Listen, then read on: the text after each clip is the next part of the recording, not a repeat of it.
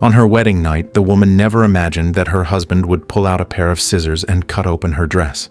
Instinctively, she tried to cover herself, but under his cold and commanding gaze, her hands slowly lowered. When the final piece of clothing was removed, the Duke gave her an order from his place of superiority. Would you go to the bed? At that moment, Georgiana was filled with anxiety and unease, but she had no choice but to obey her husband's command and slowly lay down on the bed. The Duke began to undress, yet his eyes showed no trace of affection. In his mind, his wife was nothing more than a tool for producing heirs. Life after marriage brought Georgiana no joy. She confided in her mother, sharing her sorrow, but her mother told her that none of it mattered. As long as Georgiana gave the Duke a son, her situation would improve. Comforted by her mother's words, Georgiana gradually calmed down. She looked forward to the birth of her child, hoping it would bring a turning point to her life. But when she returned home, what she saw instantly struck her like lightning. A naked maid came running out of her husband William's bedroom, her face filled with panic. Georgiana stood there in shock and rage. She burst into the room to confront him. William, however, was indifferent.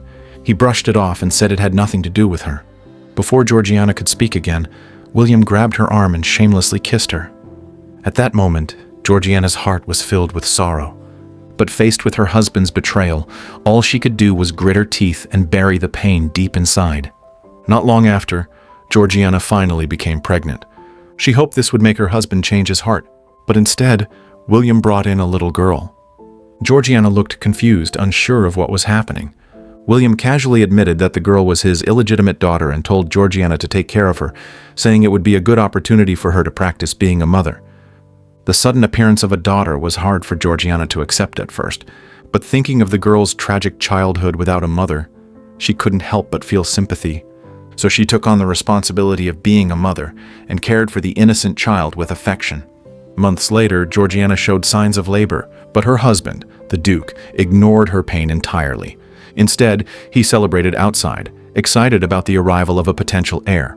Unfortunately, Georgiana gave birth to a daughter. Upon hearing the news, Lady Spencer rushed over in a panic. But as soon as she entered, she saw the Duke playing with his dogs as if nothing had happened. Before Lady Spencer could ask about her daughter's condition, William mocked her, questioning whether Georgiana was even capable of bearing a son. Lady Spencer forced down her anger and tried to explain that Georgiana was still young, and that having a son was only a matter of time. But William dismissed her words with scorn and impatience, his face full of contempt. Seeing her son-in-law so displeased, Lady Spencer had no choice but to leave. She went straight to Georgiana's room. Seeing her mother, Georgiana finally had someone to confide in. She told her that the Duke was deeply disappointed by the birth of a daughter and hadn't even come to see the baby. Her mother could only comfort her, saying that things would get better and that if she kept trying, she'd eventually have a son.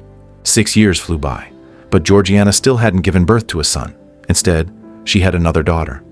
Although she loved her 3 children dearly, William grew more and more resentful. He would rather ride in a carriage with dogs than spend time with his own children. Even though her marriage was joyless, Georgiana shone brightly in society. With her striking beauty and unique fashion sense, she quickly became a style icon, admired and imitated by the elite women around her. Wherever she went, she was the center of attention. But the only person who refused to acknowledge her brilliance was her husband. While Georgiana was dancing, William took the chance to flirt with another woman. What surprised Georgiana was that the woman actually turned him down. Curious about the woman who rejected the Duke, Georgiana approached her to say hello. After a short conversation, she learned the woman's name was Bess. Like Georgiana, she had suffered betrayal in her marriage and was now traveling alone to heal her broken heart. Perhaps because of their shared misfortune, the 2 women quickly found common ground and grew close.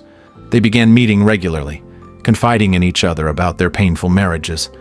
Georgiana told Bess that she had suffered 2 miscarriages over the years, and both times the lost child had been a boy, the very heir her husband desperately wanted. Bess, on the other hand, had given birth to 3 sons, but her husband had taken them all away from her. She had been stripped of the right to see them and was now living in a hotel, with nowhere else to go. Hearing Bess's tragic story, Georgiana was filled with compassion. She invited Bess to stay in her home temporarily. Georgiana thought William would never agree, but to her surprise, he accepted without hesitation. At that moment, Georgiana didn't realize just how foolish her decision would turn out to be. With Bess by her side, Georgiana's dull life began to brighten. She found joy again.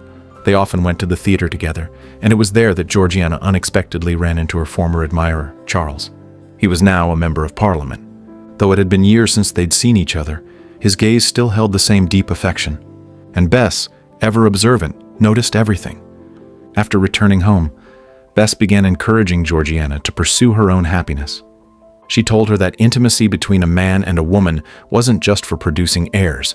It was also about shared joy and fulfillment. To help Georgiana understand that kind of feeling, Bess asked her to close her eyes and imagine Charles standing behind her, then gave her a physical experience of pleasure. After that moment, Georgiana's heart was no longer at peace. She began appearing frequently in Charles's line of sight, seizing every opportunity to speak with him. She even used her influence as the Duchess to help him gain an advantage in the election. All of this only deepened Charles's love for her. Finally, he summoned the courage to confess the deep feelings he had carried for her over the years. I think of you all the time. I always have. Though fate had made it clear they might never be together, Georgiana's heart was still full of joy and contentment. She couldn't wait to share the good news with Bess, only to find two servants pressed against the door, eavesdropping. When they noticed the mistress had returned, they panicked and ran off. Just then, Georgiana heard the sound of something intimate coming from inside the room. In an instant, her world came crashing down. Faced with betrayal from both her dearest friend and her husband, the pain Georgiana felt was unbearable. Of all the women in England, you had to throw yourself on her. I have accepted whatever arrangement you have proposed. I have raised Charlotte as my own daughter. What kind of man are you? She is my sole comfort in our marriage. You have robbed me of my only friend. But William didn't see anything wrong with what he had done. In his eyes, he had fulfilled his duty as a husband. And the fact that Georgiana had yet to give him a son was an unforgivable failure. Unable to endure it any longer, Georgiana returned to her family home, hoping to find comfort and warmth. But Lady Spencer urged her to go back immediately and fulfill her duty as a wife, to give the Duke a son. As if that was the only way Georgiana could reclaim what she had lost in the marriage, the only way she could secure a place in the family. Georgiana knew she had no way out. In the end, she returned silently to that cold and lonely castle. When greeted by her husband, she didn't utter a word. She no longer held any expectations for their marriage, nor did she hope for the love and care she once longed for. Back in her room, Bess came to explain everything. She spoke with sincerity, insisting that she had never loved the Duke. She had only used him to gain the power she needed to win back custody of her 3 children, even if it meant sacrificing her own reputation and dignity. But Georgiana was still consumed by anger and refused to listen to her explanation. She threw Bess out without a second thought. Yet when she looked out the window and saw Bess tearfully embracing her children, something inside Georgiana began to soften. She stepped out of the room wanting to reconcile, but the scene before her shattered her heart once again. Her husband stood nearby, patiently teaching Bess's son how to use a hunting rifle. In his eyes, there was a gentle affection Georgiana had never seen before. At that moment, Georgiana felt like a complete joke, as if they were the real family, and she was nothing more than an unnecessary outsider. The next day, Georgiana proposed a deal. She would step aside and let them be together. But in return, William was not to interfere in her relationship with Charles. William flew into a rage. He could not tolerate his wife's betrayal. Are you his whore? No. I can't see why you'd mind.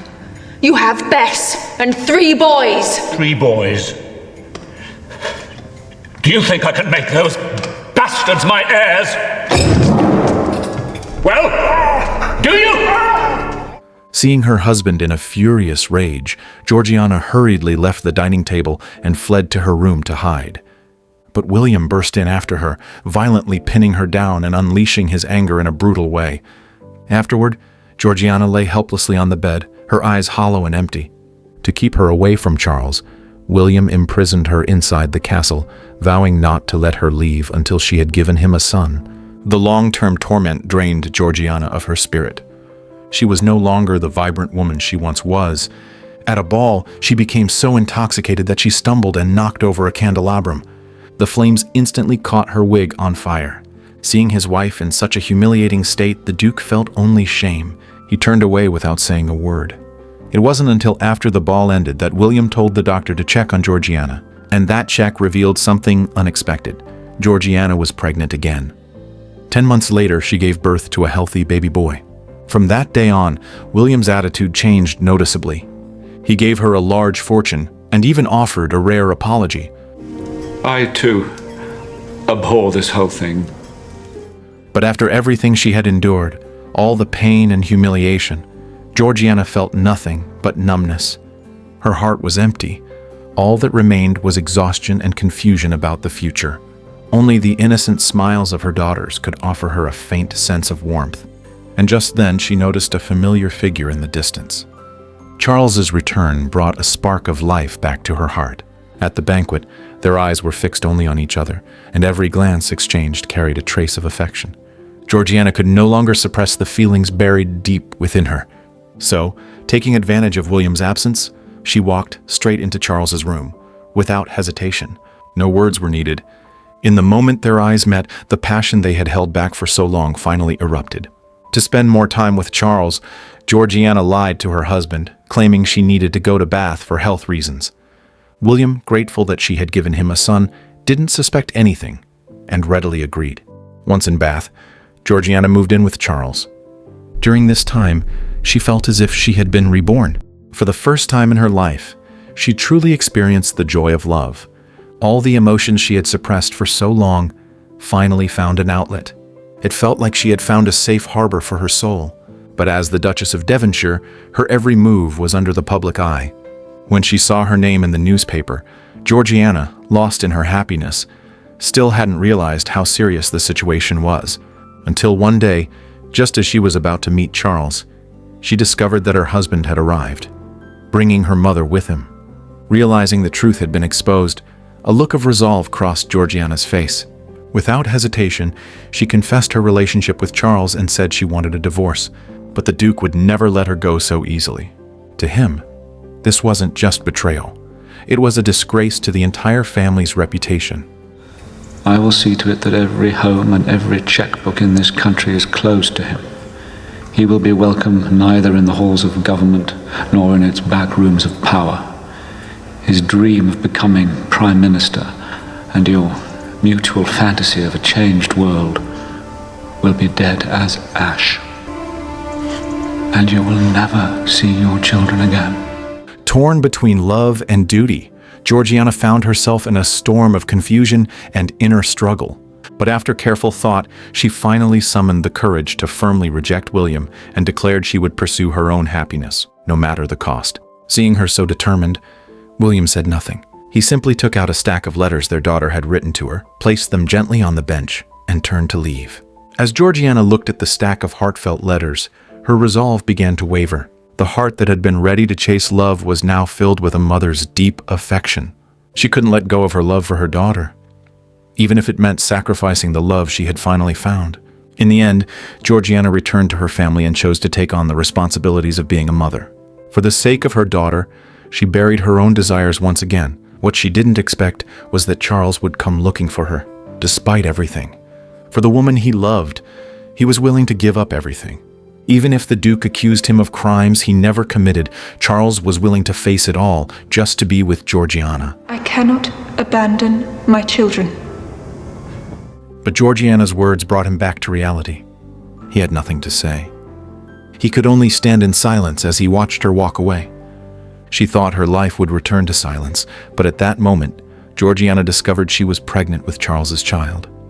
William sent her away to the countryside, where she was to stay until the child was born.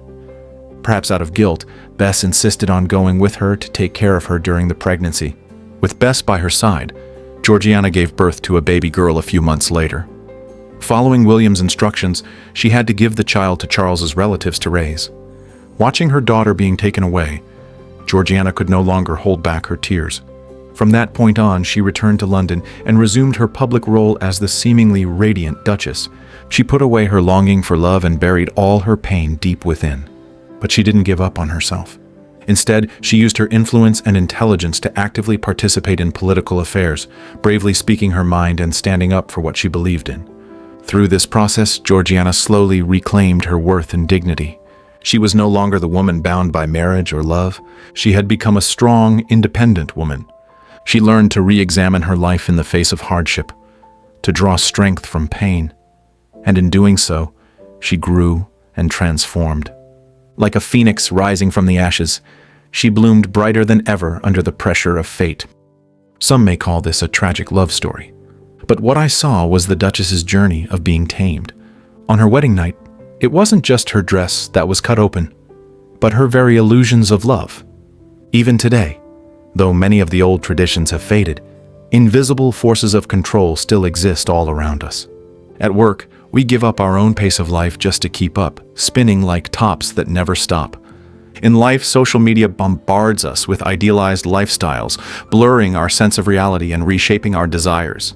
In marriage, traditional views still run deep. How many women sacrifice their careers and abandon their dreams to fulfill the image of the perfect wife and mother, repeating the same resignation and compromise as the Duchess? In the face of these invisible forces, we must hold tight to our truth and freedom. Only then can we find our place in this complex world and live as our most authentic selves.